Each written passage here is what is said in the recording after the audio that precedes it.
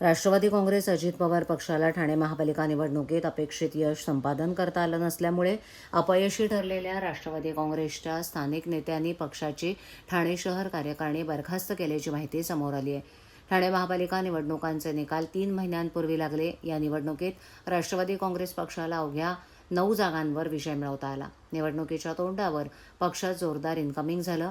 केंद्र आणि राज्यात महायुतीसोबत सत्तेत शिवसेना भाजपासोबत एकत्र असलेल्या राष्ट्रवादी अजित पवार पक्षानं ठाण्यात स्वबळावर लढण्याचं ठरवलं.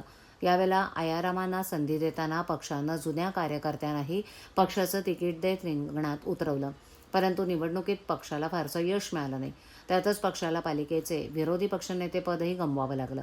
पक्षाचे अध्यक्ष आणि उपमुख्यमंत्री अजित पवार यांचं आकस्मिक निधन झाल्यानं पक्षात मरगळ आली होती.